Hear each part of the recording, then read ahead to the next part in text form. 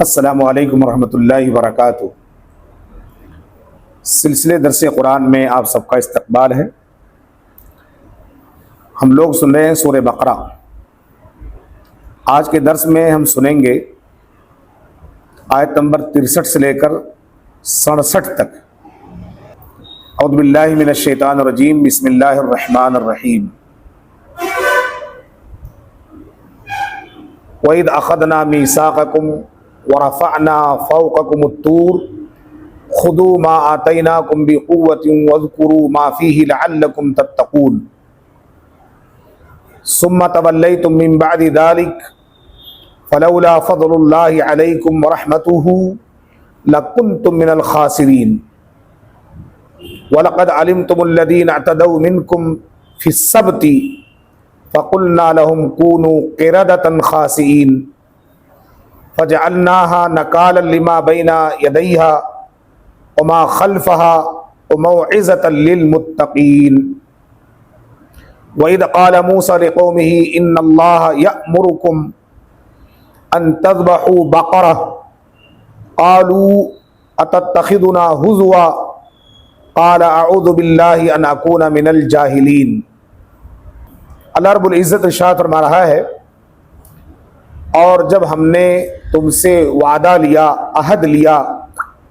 اور طور پہاڑ کو تمہارے اوپر اٹھایا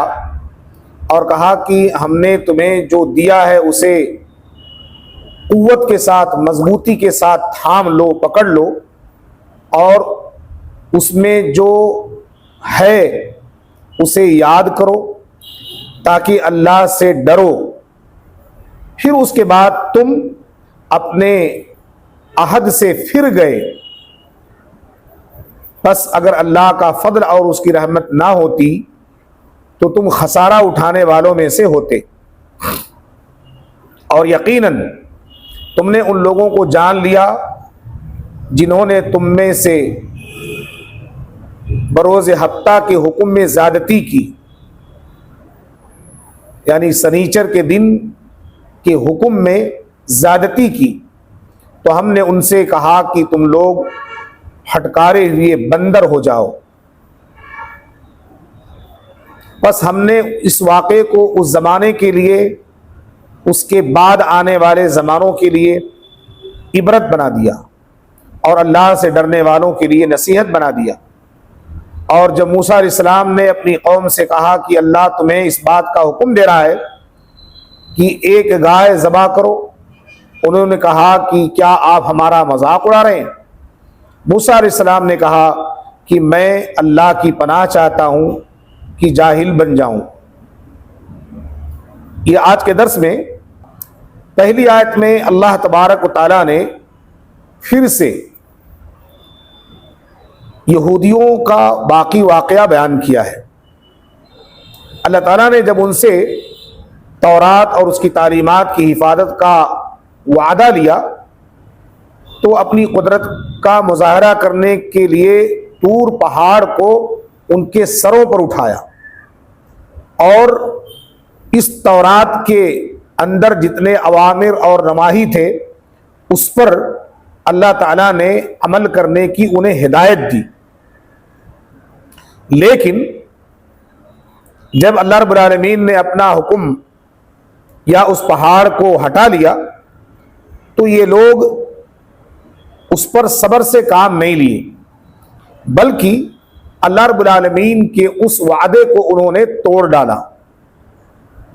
جب انہوں نے اللہ رب العالمین کے وعدے کو توڑا تو اللہ رب العالمین نے فوراً کہا کہ تمہارا یہ جو دو رویہ پن ہے، دو رخا پن ہے، اس کے ذریعہ سے اللہ رب العالمین تمہارے اوپر سے اپنی تمام رحمتوں کو چھین لے گا، اپنی تمام مہربانیوں سے تمہیں محروم کر دے گا۔ لیکن وہ پھر بھی ہٹ دھرمی پر جمے رہے، یہاں تک کہ اللہ رب العالمین نے انہیں اور آزادی دی۔ اس کے باوجود بھی جب وہ لوگ اپنی ہٹ دھرمی پر مصر رہے، لَكُنْتُم مِّنَ الْخَاسِرِينَ، اللہ رب العالمین نے ان کے بارے میں فرمایا کہ تم جان لو تم بہت زیادہ گھاٹا اٹھانے والوں میں شمار کیے جاؤ گے، تمہارا گھاٹا اٹھانا تمہارے لیے طے ہے۔ اور پھر اس کے بعد اللہ رب العالمین نے انہی یہودیوں کی ایک بستی والوں کا تذکرہ کیا ہے، جن بستی والوں کو اللہ رب العالمین نے ان کی آزمائش کے طور پر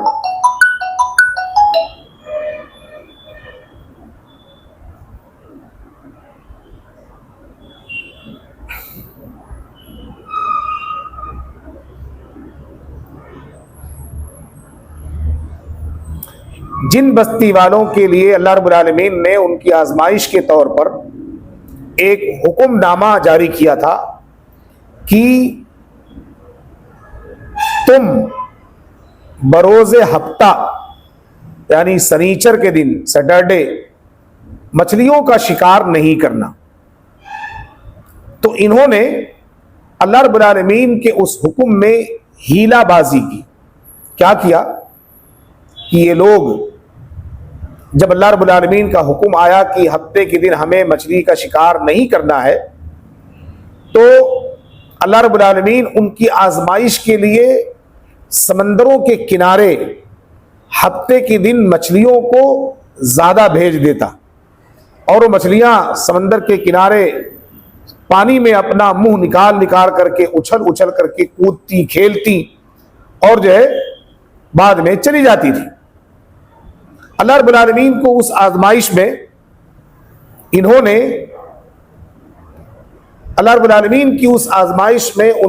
نے اپنے آپ کو مصیبت میں ڈال دیا۔ انہوں نے ایک ہیلا تیار کیا کہ یہ کام کریں گے کہ جال اور گل وغیرہ جو بھی لکڑی مچھلیوں کے پکڑنے کے آلات ہوتے ہیں، ہم ہفتے کے دن کے ایک دن پہلے یعنی جمعہ کے دن جا کر کے اپنے جال وغیرہ سمندر میں کنارے ڈال دیں گے، گل وغیرہ ڈال دیں گے، اس میں مچھلیاں پڑ جائیں گی، ہفتے کے دن بھی آ کے پڑ جائیں گی، اور ہم نکالیں گے اس کو اتوار کے دن، یا ہم ہفتے ہی کے دن اپنے گل اور جال کا پورا انتظام کر دیں گے اور اس کو نکالیں گے اتوار کے دن، تاکہ جو مچھلیاں ہمارے سمندر میں بالکل شہر سے قریب آتی ہیں، وہ شہر کے قریب میں آنے کے بعد ہم ان پر ہم ان کی شکار کر لیں۔ اللہ رب العالمین نے جو انہیں منع کیا تھا کہ تم ہفتے کے دن مچھلیاں نہیں پکڑنا، تو انہوں نے ایک ہیلے کے ذریعہ ایک بہانے سے مچھلیوں کو پکڑنا شروع کیا۔ تو اللہ رب العالمین نے اس قوم کے لیے بڑی دردناک خبر سنائی اور کہا کہ تم نے اللہ رب العالمین کے حکم کی خلاف ورزی کی ہے، ہفتے کے دن کو لے کر تم نے سرکشی کی ہے، حد سے تجاوز میں چلے گئے،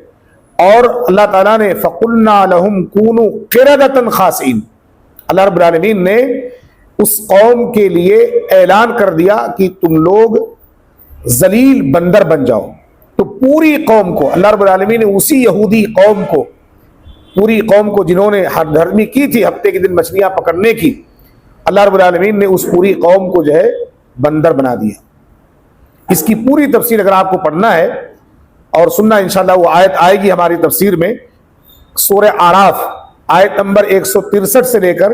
166 تک، کل 4 آیتیں،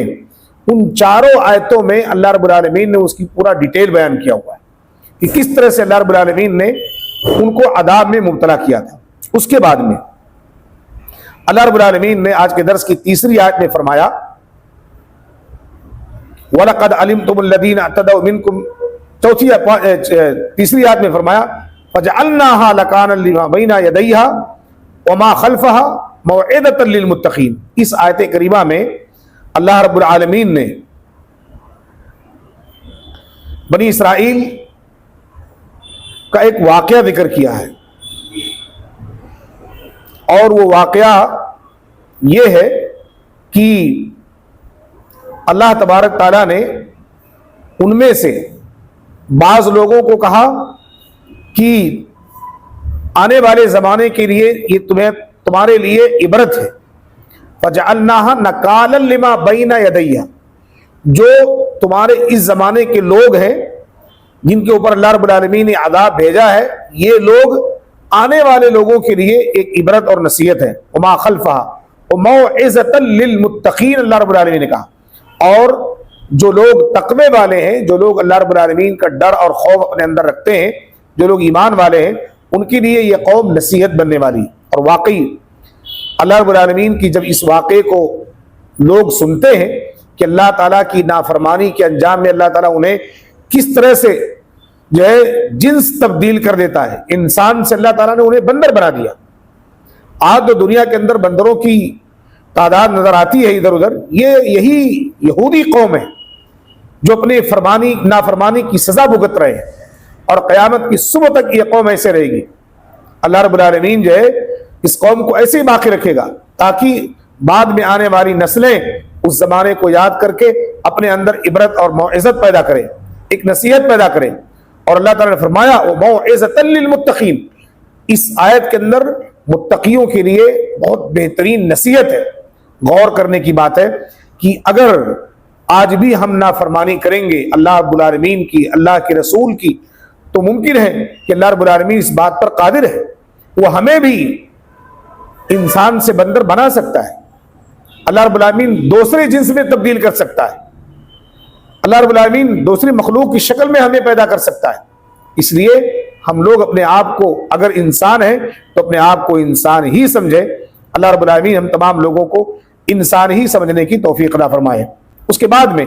اللہ رب العالمین نے پھر ایک واقعہ ذکر کیا ہے۔ قوم بنی اسرائیل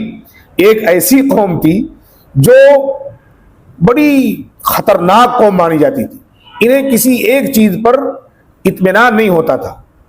اور ان کے اندر ایک بڑی بری عادت یہ تھی کہ ہر معاملے میں یہ سوالوں پر سوال، سوالوں پر سوال، سوالوں پر سوال کرتے جاتے، اور اللہ رب العالمین اس قوم بنی اسرائیل کو ان کی سوالوں کی وجہ سے، کثرت سوال کی وجہ سے اللہ نے انہیں ہلاک اور برباد بھی کیا ہے۔ اب آئیے ہم دیکھتے ہیں وہ واقعہ کیا ہے۔ اللہ تعالیٰ نے فرمایا کہ جب موسیٰ علیہ السلام نے اپنی قوم سے کہا کہ آپ ایک گائے ذبح کرو اور ذبح کر کے اس کے ذریعہ سے اپنے اس مردے کے جان کا پتہ لگاؤ کہ اس کا قاتل کون ہے، قالوا اتتخذنا ہزوا، تو ان کی قوم نے کہا کہ موسیٰ آپ ہم سے مذاق کر رہے ہیں۔ قال اعوذ باللہ، موسیٰ علیہ السلام نے کہا میں اللہ کی پناہ چاہتا ہوں، مجھے اللہ کا ڈر اور خوف ہے، میں کیوں تم سے مذاق کروں، ان اکون من الجاہلین، کیا میں جاہل ہوں، کیا میں جاہلوں میں بن جاؤں۔ یہاں واقعہ کیا ہے کہ بنی اسرائیل کا ایک آدمی اپنے ایک آدمی کو قتل کر دیا تھا، اب قاتل کا پتہ معلوم نہیں تھا کہ کس نے قتل کیا ہے، تو لوگ موسیٰ علیہ السلام کے پاس آئے، موسیٰ علیہ السلام سے کہا کہ ایسا ایسا معاملہ ہوا ہے، آپ اس کے بارے میں کچھ ہمیں رہنمائی کر دیں۔ موسیٰ علیہ السلام تھوڑی دیر انتظار کرے، اللہ رب العالمین کی طرف سے حکم آیا کہ ان لوگوں کو کہہ دو کہ ایک گائے ذبح کریں اور اس کے گوشت کو اس مرے ہوئے انسان مقتول کے جسم میں لگائیں، وہ زندہ ہوگا اور اپنے قاتل کا پتہ بتا دے گا۔ لیکن افسوس ہے اس قوم پر کہ انہوں نے سوالوں کا بوچھار کر دیا۔ اگر وہ اس بات پر قناعت کرتے اور جاتے ایک گائے ذبح کرتے، اس کا ایک گوشت کا ٹکڑا مردے کو لگاتے، مردہ زندہ ہوتا، اپنے قاتل کا پتہ بتا دیتا، اس کے بعد نکل لیتا، لیکن انہوں نے ایسا نہیں کیا۔ انہوں نے اپنے اوپر سختیاں مول لے لی، جس کی تفسیر آگے کی آیتوں میں اللہ رب العالمین نے بیان کیا ہے۔ اس کی میں ایک آیت پڑھ کر کے اپنی بات کو ختم کرتا ہوں۔ اللہ رب العالمین نے جب ان کے لیے کہا قالوا ادع لنا ربک یبین لنا ما ہی، جب موسیٰ علیہ السلام نے ان سے کہا کہ بکرا گائے ذبح کرو اور اس کا گوشت لگاؤ، ٹھیک ہو جائے گا، اس کا پتہ بتا دے گا، جیسے یہ بات حضرت موسیٰ علیہ السلام نے ان کے سامنے پیش کی تو ان کے قوم کے لوگوں نے کہا کہ وہ کیسا ہونا چاہیے، یبین لنا ما ہی، وہ جانور جو گائے ہے وہ کیسی ہونی چاہیے۔ قال انه يقول انها بقرة لا فارض ولا بكر عوان بين ذلك فافعلوا ما تؤمرون۔ تو اللہ رب العالمین نے موسیٰ علیہ السلام سے کہا کہ وہی ان سے کہہ دو کہ وہ گائے نہ بوڑھی ہو نہ بہت ہی چھوٹی ہو بلکہ درمیانی عمر کی ہو، بس جو کچھ تم کو حکم دیا گیا اسے کر ڈالو۔ لیکن انہوں نے اور سوالوں پر سوال، سوالوں پر سوال، سوالوں پر سوال کرتے گئے تو اللہ رب العالمین انہیں اور سختیوں میں ڈالتا چلا گیا، یہاں تک کہ اللہ تعالیٰ اس کے آگے بیان کرے گا انشاءاللہ، میں کل کے درس میں اس کو پوری کروں گا اور اس کے بعد کا بھی واقعہ بیان کروں گا۔ تو یہ تھی قوم یہود جو بڑی مشکل ترین قوم تھی، بنی اسرائیل میں سب سے مشکل قوم مشکل لوگ تھے، ان کا سمجھنا، ان کو سمجھانا بڑا دوبر تھا، لیکن پھر بھی اللہ رب العالمین نے جتنے انبیاء ان کے درمیان بھیجے، انہوں نے ہر نبیوں کے ساتھ زیادتی کی، اور اللہ رب العالمین نے بے شمار نبیوں کو اس قوم میں بھیجا